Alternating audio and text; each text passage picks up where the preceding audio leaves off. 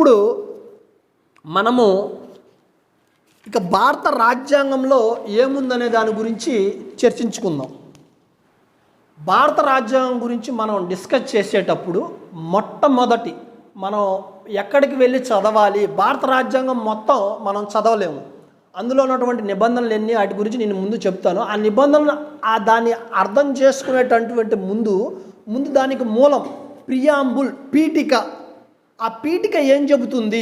ఈ పీఠిక అంటే మనకు అర్థమయ్యే భాషలో మనం ఒక వ్యక్తిని మొత్తం అర్థం చేసుకోవాలంటే ఎలా చెయ్యాలి, ఏం చేయాలి, అతనితో మనం గడపాలా, అతనితో మాట్లాడాలా, అతని గురించి పక్క వాళ్ళని అడిగి తెలుసుకోవాలా.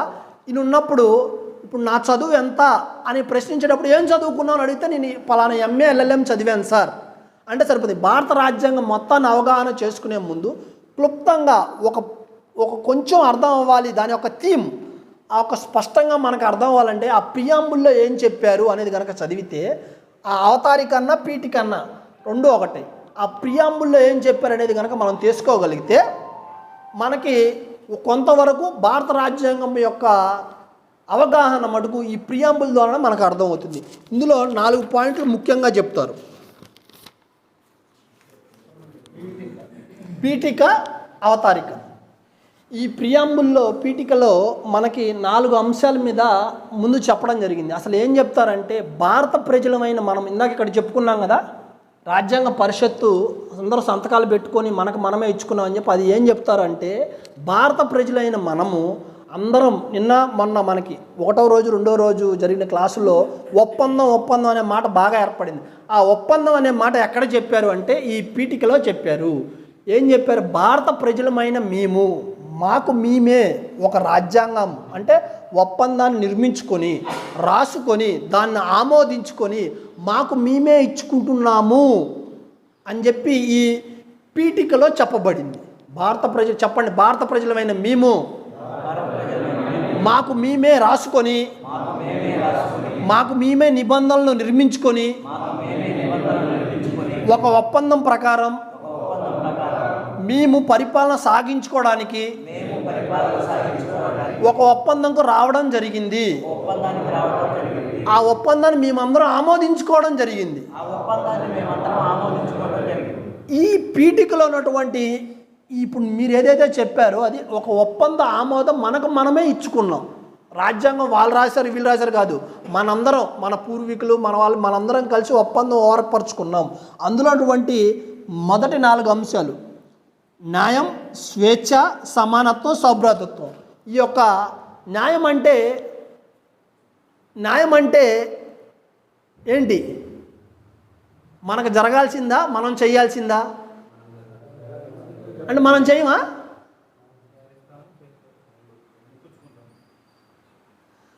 న్యాయం సామాజిక, ఆర్థిక, రాజకీయ పరిస్థితుల్లో మీకు జరగాల్సింది. మీరు అదేవిధంగా ధర్మబద్ధంగా మనం కూడా వాటి కోసం చేయాల్సింది. అవి మనకు ఎంతైతే కోరుకుంటామో మనం కూడా అంతే విధంగా న్యాయంగా చేయాలి. స్వేచ్ఛ అంటే ఏంటి? ఇచ్చ మనకు మనమే ఇచ్చుకోవడం. మనం ఇచ్చుకున్నామా? రాజ్యాంగం ఇచ్చిందా? నిన్న మనం జరిగిన క్లాసుల్లో వింటే మనకు మనమే ఇచ్చుకున్నటువంటి ఒక ఒప్పందం అన్నారా? మనకు మనమే స్వేచ్ఛ కల్పించుకున్నామా? మరి స్వేచ్ఛ హక్కు అని అనుకుంటున్నాం. వాటి పరిస్థితి ఏంటి? స్వేచ్ఛ అంటే ఏంటి? మీ ఆలోచనకు స్వేచ్ఛ, మీ భావాలకు స్వేచ్ఛ, మీ ప్రకటనకు స్వేచ్ఛ, మీరు చేయాలనుకున్నటువంటి పనులకు స్వేచ్ఛ. పనులు అంటే మీ వృత్తి, నేను టీచర్ అవ్వాలి, నేను లాయర్ అవ్వాలి, నేను డబ్బు సంపాదించుకోవాలి, ఒక ధర్మ మార్గంలో, న్యాయ మార్గంలో డబ్బు సంపాదించుకోవాలి, ఇది స్వేచ్ఛ. నెక్స్ట్ సమానత్వం అంటే ఏంటి? అందరం ఒకే చైర్లో కూర్చోవడమా? అయితే మన ప్రజాస్వామ్య పరిరక్షణ ఐక్యవేదిక చెప్పినట్టు ఇక్కడ అధ్యక్షులు ఉపాధ్యక్షులు ఎవరు లేరు, అందరూ సమానం అన్నట్టు అదే సమానత్వమా? సమానత్వం అంటే ఏంటి? మనకి ప్రభుత్వం నుంచి కానీ ఎటువంటి అయితే రావాలో అందరికీ సమానంగా రావడం. మనము ఈ దేశానికి, ఈ రాష్ట్రానికి ఏవైతే మన విధులు చెయ్యాలో, మన హక్కులు పొందినప్పుడే విధులు అయితే చేస్తే బాధ్యతాయుతంగా ఏవైతే చేస్తామో అది సమానత్వం. ఈ సమానత్వం కాన్సెప్ట్లో ఒక్కొక్కరు రాంగ్ అర్థం చేసుకుంటారు. కానీ మనం ఆర్టికల్ 14 నిబంధన 14 ఈ ప్రాథమిక హక్కుల 14 చెప్పినప్పుడు దాని గురించి డిస్కస్ చేయడం జరుగుతుంది. సౌభ్రాతృత్వం అంటే ఏమిటి? సౌభ్రాతృత్వం దాని అర్థం ఏమిటంటే మనము భారతదేశ సమగ్రతను, సౌరభావాధికారాన్ని అభివృద్ధి మార్గంలో నడిచే విధంగా రక్షణ మనకు మనం రక్షించుకుంటూ, మన తోటి వాళ్ళను రక్షించుకుంటూ భారతదేశ పరిరక్షణకు పాల్పడే విధంగా ఈ యొక్క రక్షణ కాన్సెప్ట్లో రక్షణకి పరిరక్షణ నిన్న ఎవరో మీనింగ్ అడిగారు.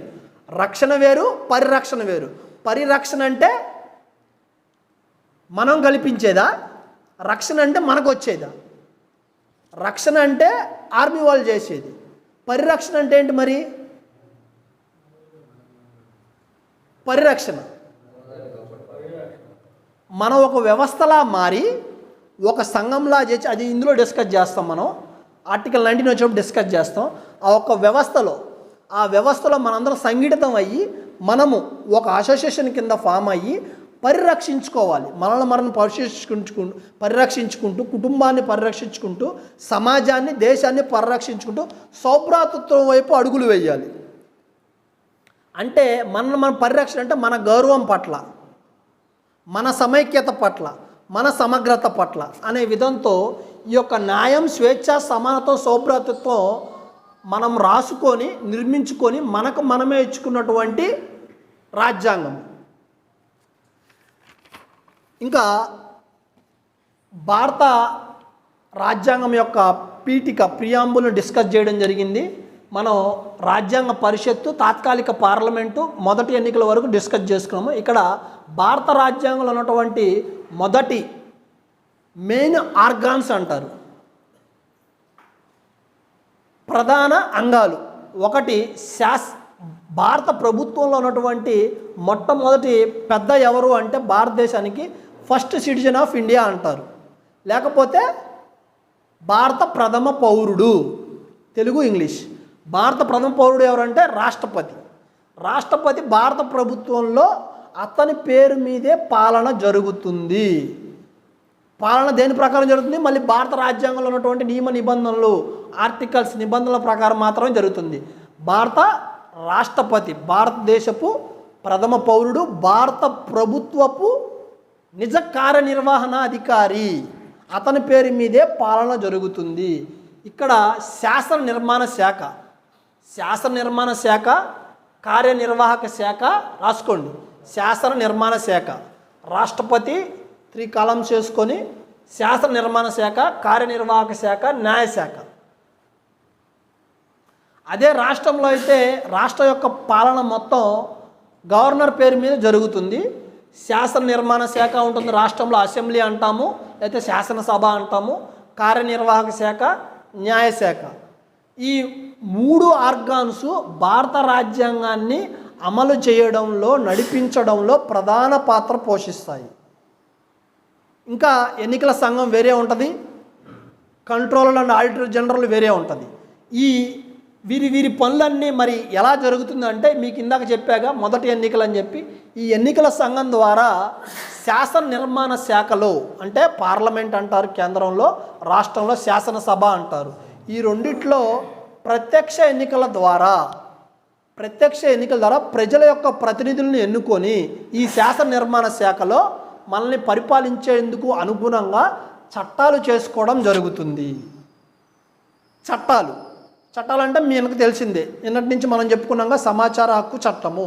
ఈ చట్టము ప్రజలకు కోసము ప్రజలు ఎన్నుకున్నటువంటి ప్రజాప్రతినిధులు శాసన నిర్మాణ శాఖలో, పార్లమెంట్లో చేసి అక్కడి నుంచి ఏమైంది, నిన్న మనకి సార్ చెప్పినట్టుగా అక్కడి నుంచి బిల్లు అనేది ప్రవేశపెడతారు.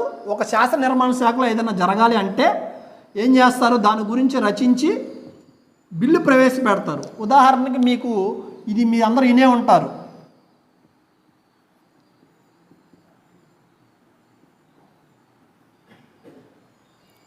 Cab citizenship amendment bill, citizenship amendment act.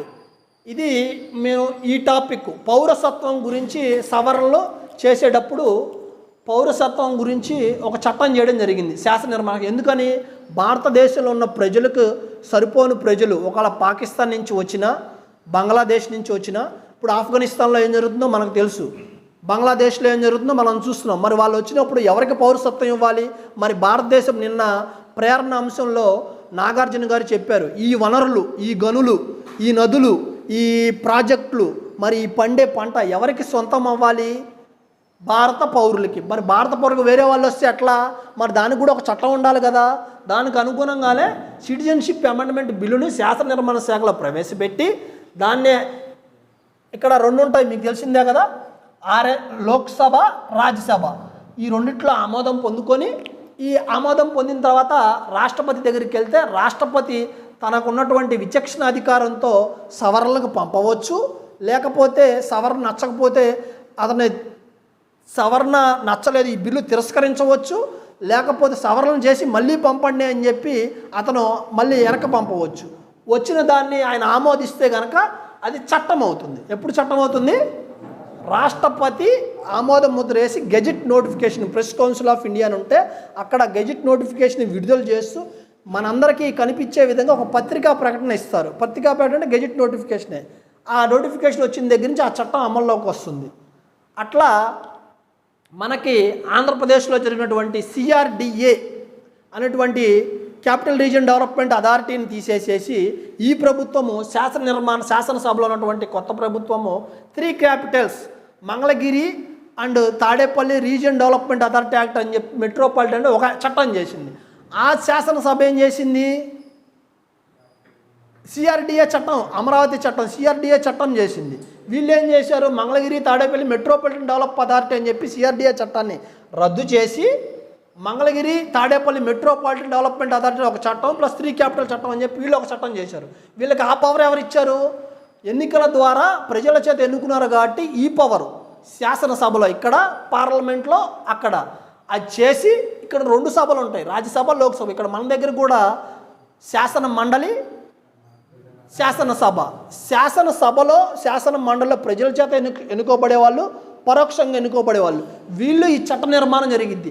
ఈ చట్ట నిర్మాణం ప్రజలు ఎలా ఎన్నుకోవాలి, ఎన్నుకున్న పాలకులు ఏం చెయ్యాలి, ఇదంతా అయిన తర్వాత గవర్నరు గెజిట్ నోటిఫికేషన్ ఎప్పుడు ఇవ్వాలి, రాష్ట్రపతి ఎప్పుడు ఇవ్వాలి, ఆ చట్టము గనక రాజ్యాంగం, ఈ భారత రాజ్యాంగానికి వ్యతిరేకంగా ఉంటే ఈ న్యాయశాఖ ఏదైతే ఉందో ఆ చట్టం చెల్లదు అని చెప్పి ఇచ్చేటువంటి సత్తా కూడా, న్యాయ సమీక్ష అధికారం కూడా న్యాయశాఖకి ఇవ్వబడింది. మీరు ఎవరైనా ఒక ఉదాహరణ చెప్పగలరా? ఏదైనా ఒక చట్టం చేస్తే న్యాయశాఖ వద్దు అన్నది మీరు టీవీలో చూసినాయి, పేపర్లో చూసినాయి. అదిగో ఆంధ్రప్రదేశ్ శాసన నిర్మాణ శాఖ ఒక చట్టం చేసింది. ఉన్న ప్రాథమిక విద్యా వ్యవస్థను మొత్తం ఇంగ్లీష్ చేయాలి అనుకుంటే, లేదు పార్లమెంట్ చేసిన చట్టాలకు అనుగుణంగా ప్రాథమిక విద్య ఆ ప్రాంతీయ భాషలోనే ఉండాలని చెప్పి పార్లమెంట్ చేసిన ఒక చట్టం ఉంది. దాన్ని బేస్ చేసుకొని మీరు ఈ న్యాయశాఖ వాళ్ళు మీరు ఇంగ్లీష్ పెడతానికి వీల్లేదు అని చెప్పి జడ్జిమెంట్ ఇస్తే ఇక్కడ ఉన్నటువంటి హైకోర్టు నుంచి వాళ్ళు సుప్రీంకోర్టుకి వెళ్ళడం జరిగింది ఆంధ్రప్రదేశ్ ప్రభుత్వం. ఇంకేమైనా చెప్పగలరా? అంటే మీరు చెప్తే మీకు ఎక్కువ గుర్తుంటుంది నేను డిస్కషన్ చేసిన దానికన్నా. ఇట్లా కొన్ని వందల చట్టాలు మనకి ఈ ప్రభుత్వంలో కానీ, లేకపోతే బీజేపీ ప్రభుత్వంలో కానీ, కేంద్ర ప్రభుత్వం కానీ, రాష్ట్ర ప్రభుత్వంలో జరిగేటువంటి చట్టాలు ఏవైతే ఉన్నాయో అవి రాజ్యాంగానికి వ్యతిరేకంగా ఉన్నా, అంతకుముందు చేసిన చట్టాలకి అనుకూలంగా వ్యతిరేకంగా ఉన్నా, కన్ఫ్యూజన్తో, యాంబిగ్యూటీతో ఉన్నా కానీ ఆ చట్టాలను ఏం చేయాలి? రాజ్యాంగం వ్యతిరేకంగా ఉన్న ఈ చట్టాలు చెల్లవు అని చెప్పే శక్తి కూడా భారత రాజ్యాంగం ద్వారా న్యాయశాఖకు వచ్చింది. నేను సీఎం గారు చెప్పారు కానీ చట్టం అవ్వదు. సీఎం గారి ఇంట్రెస్ట్తో చేసినా, పిఎం గారి ఇంట్రెస్ట్తో చేసినా కానీ ఆ చట్టాలు అమలు కావు. ఎక్కడ అమలు అవుతాయి? న్యాయశాఖ న్యాయ సమీక్ష అధికారం ఉంది. మరి ఈ శాసన నిర్మాణ శాఖలో చట్టాల నిర్మాణం, ఈ బిల్లు అవ్వాలన్నా, మరి ఇక్కడికి వచ్చాక న్యాయ సమీక్షలో అది చట్టం అయ్యి అమలు కావాలన్నా మరి ఎవరు అమలు చేయాలి?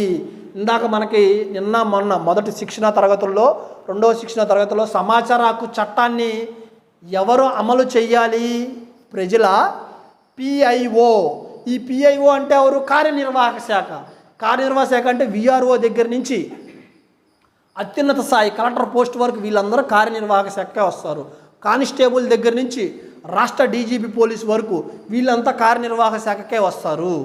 ఈ కార్యనిర్వాహక శాఖ అంతరార్థం వాళ్ళ విధులు కానీ వాళ్ళ యొక్క చేయాల్సిన డ్యూటీ చేయకపోయినా కానీ తప్పు చేసినా ఎక్కువ చేసినా లంచానికి పోయి వీళ్ళందరినీ శిక్షించేది ఎవరు?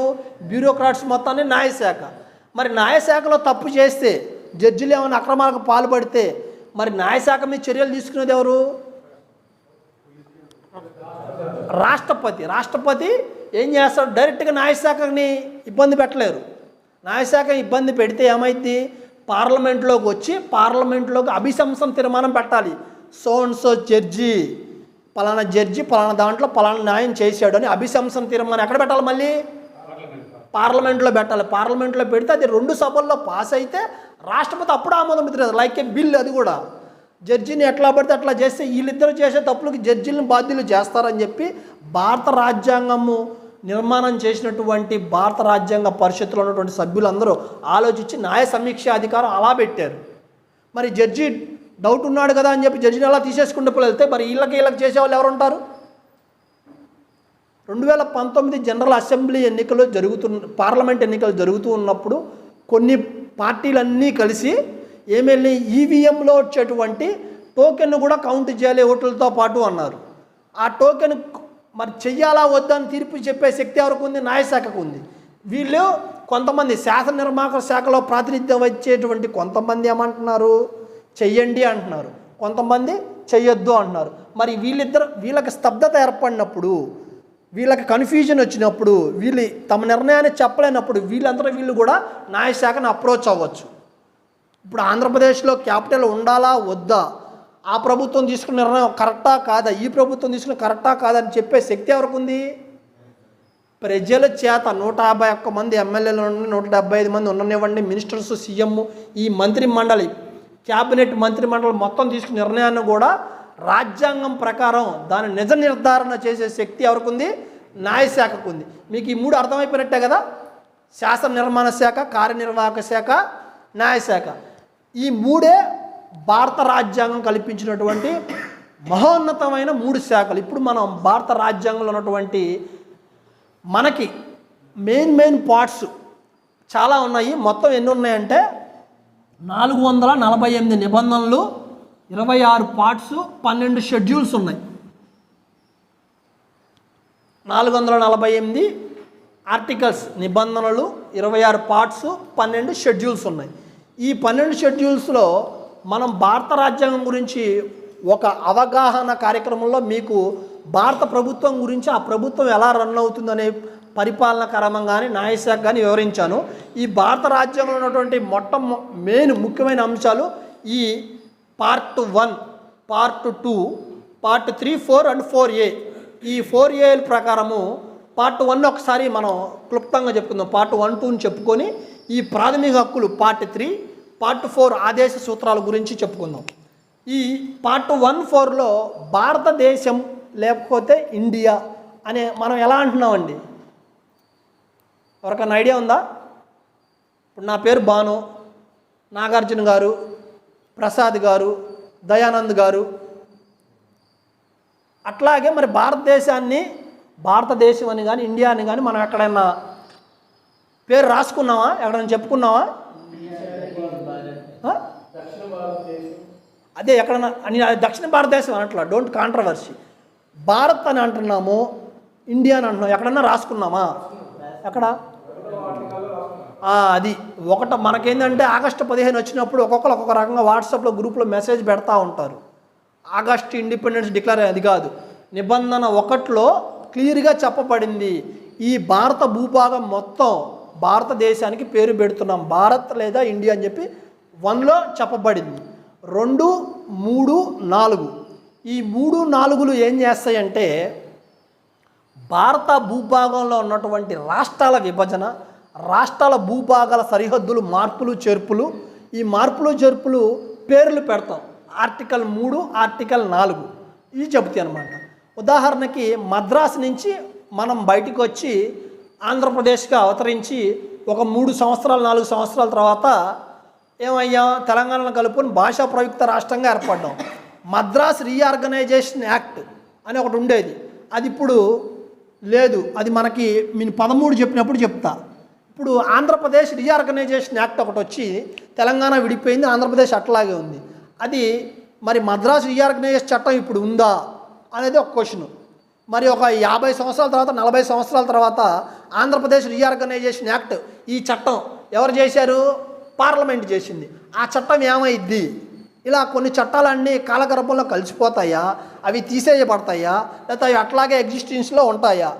అది మనం ఆర్టికల్ 13 చెప్పుకున్నప్పుడు దాని గురించి డాక్ట్రిన్ ఆఫ్ ఎక్లిప్స్ అనేది ఒక కాన్సెప్ట్ ఉంటుంది. ఆ కాన్సెప్ట్లో నేను చెప్తాను మీకు. ఆ చట్టాలు ఈ 1 నుంచి 4 వరకు అర్థమైంది. కానీ పార్ట్ 1 భారత భూభాగము, వాటి పేర్లు, ఈ 4 ప్రకారము ఒక షెడ్యూల్లోకి వెళ్ళి ఆ షెడ్యూల్లో ఇక్కడ ఉన్నటువంటి ఒక షెడ్యూల్ నెంబర్ 8లోకి వెళ్తారు. ఈ షెడ్యూల్ నెంబర్ 8లోకి వెళ్ళి వాళ్ళ రాజ్యసభ సీట్లు ఎన్ని, లోక్సభ సీట్లు ఎన్ని, వాళ్ళ వ్యాసార్థం ఎంత, వాళ్ళ సరిహద్దులు ఇది, ఈ కృష్ణానది బోర్డర్ వరకు గుంటూరు డిస్టిక్కు, అటుపక్కన నల్గొండ డిస్టిక్కు, ఈ మొత్తం అక్కడ డిసైడ్ ఆర్టికల్ 4లో డిసైడ్ అయ్యి షెడ్యూల్ 8లోకి వెళ్ళి అక్కడ మొత్తం జరుగుతుందన్నమాట. ఇది part 1 Indian territory and name. Part 2 citizenship, పౌరసత్వం అండి. ఇందాక మీకు ఇక్కడ 5 ప్రకారము పౌరసత్వ చట్టం అనేది ఒకటి చేయాలి. దేన్ని అనుసరించి చేయాలి? భారత రాజ్యాంగాన్ని సెక్షన్ ఆర్టికల్ 5ను అనుసరించి పౌరసత్వ చట్టం చేసేయాలి. 6 ప్రకారము ఎవరైతే భారతదేశం పాకిస్తాన్ నుంచి ఇండియాకు వస్తారో వాళ్ళు భారతీయ పౌరులు. ఎవరైతే పాకిస్తాన్ ఎప్పటికీ 47 ఆగస్టు 15 నాటికి తర్వాత రాజ్యాంగం అమలు వచ్చింది. నవంబర్ 26 లోపు లేకపోతే జనవరి 26, 1950 లోపు ఎవరైతే పాకిస్తాన్ నుంచి ఇండియాకు వస్తారో వాళ్ళు భారతీయ పౌరులు. ఇక్కడి నుంచి అక్కడికి వెళ్ళిపోయి అక్కడ స్థిరపడి వాళ్ళ పిల్లలు ఇక్కడికి వచ్చినా, లేకపోతే వేరే కంట్రీలకు వెళ్ళిపోయి అక్కడ వాళ్ళ పిల్లలు పుట్టినా కానీ వాళ్ళు భారతీయ పౌరులు. దీన్ని అనుసరించే ఈ మనటువంటి భారతదేశం భౌగోళిక పరిస్థితులు శ్రీలంక నుంచి కానీ, బంగ్లాదేశ్ నుంచి కానీ, లేకపోతే నేపాల్ నుంచి కానీ, లేకపోతే ఆఫ్ఘనిస్తాన్ ఇప్పుడున్నటువంటి పరిస్థితుల నుంచి కానీ ఎవరన్నా వచ్చే అవకాశం ఉందని చెప్పి బ్రాడ్గా ముందుగా ఈ శాసన నిర్మాణ శాఖ ఆలోచించి మరి వాళ్ళందరి పరిస్థితి ఏమవ్వాలి మనం చూస్తూ ఉంటాం. సిరియాలో జరిగినటువంటి ఒక హోమం వల్ల అక్కడ ఉన్నటువంటి వాళ్ళందరూ ఎటు వెళ్ళిపోయారు? ఇరాన్, ఇరాక్లో జరిగినటువంటి పక్కవాడికి వెళ్ళిపోయారు. మనం ఇజ్రాయిల్ ఇటు చూస్తుంటే పద్దాకలు అటు ఇటు అక్కడ ఆ దేశంలో అనిశ్చితి ఏర్పడినప్పుడు, రాజకీయ వాతావరణం వేడెక్కినప్పుడు ఆ ప్రజలు మొత్తం పారిపోతూ ఉంటారు. మరి ఎక్కడికి వెళ్ళాలి? ఇక్కడ ఉన్నటువంటి శ్రీలంక, బంగ్లాదేశు మరియు ఆఫ్ఘనిస్తాన్, పాకిస్తాన్, నేపాల్లో ఉన్నటువంటి అక్కడ ఉన్నటువంటి మైనారిటీస్ కానీ ఇవన్నీ ఒకప్పుడు భారతదేశంలో భాగం కాబట్టి మరి ఆ ప్రజలు వేరే చాటుకి వెళ్ళలేరు అని చెప్పి ఈ యొక్క సిటిజన్షిప్ అమెండ్మెంట్ బిల్లు తీసుకొచ్చి ఆ బిల్లుని సిటిజన్షిప్ అమెండ్మెంట్ యాక్ట్ చేసి ఎవరు రావాలి లోపలికి భారత భూభాగంలోకి ఎవరు రావాలని చెప్పి ఈ యొక్క పౌరసత్వాన్ని బట్టే చేయడం జరిగింది. ఈ చాప్టర్ను బేస్ చేసుకొని ఇది చేశారు. మరి ఎక్కడ చెప్పలేదండి రాజ్యాంగంలో. మన టీవీ డిబేట్లో చూస్తుంటే బీజేపీ వాళ్ళందరూ కలిసి మరి వాళ్ళని రావడానికి వెళ్ళడానికి ఇస్తున్నారు, మిగతా వాళ్ళకి ఇవ్వట్లేదని చెప్పి అంటూ ఉంటారు. ఎవరెవరు? ఇది రాజకీయ చర్చ కాదు, భారత రాజ్యాంగంలోనే చెప్పబడింది. ఇక్కడ ఏ పౌరులైతే ఇబ్బందికి గురవుతా భారత భూభాగం దగ్గర వనరులు కనుక ఉంటే కొంతమందిని రావాలి, మళ్ళీ వాళ్ళకి పౌరసత్వం ఇస్తారంటే ఎవరు? పౌరసత్వం ఏ టైంకి ఇవ్వాలి, ఎందుకు ఇవ్వాలి అనే విషయాన్ని మొత్తం ఈ నిబంధనల ప్రకారం తయారు చేయబడినటువంటి సిటిజన్షిప్ ఒక యాక్ట్ ఉంటుంది. పౌరసత్వ చట్టం ప్రకారం మాత్రమే ఆ పౌరసత్వం ఇవ్వాలా వద్దా, ఎన్ఆర్ఐ పిల్లలకి ఇవ్వాలా వద్దా, ఎవరికి ఇవ్వాలి అనే విషయం డిసైడ్ చేస్తారు. ఇక మన ముఖ్యమైనటువంటి అందరూ బాగా చెప్పేటువంటి అంశము హక్కులు హక్కులు హక్కులు అంటూ ఉంటారు. ఏంటా హక్కులు, ఎందుకున్నాయి హక్కులు, ఆ హక్కులు భారత రాజ్యాంగం అసలు ఏం చెప్తుంది, మనకేం అర్థమవుతున్నాయి, మనం ఎంతవరకు వాటిని అనుభవిస్తున్నాము, సమాచార హక్కు చట్టం ఏ హక్కు నుంచి ఉద్భవించింది అనే దాని గురించి మనం ఇప్పుడు తెలుసుకుందాం.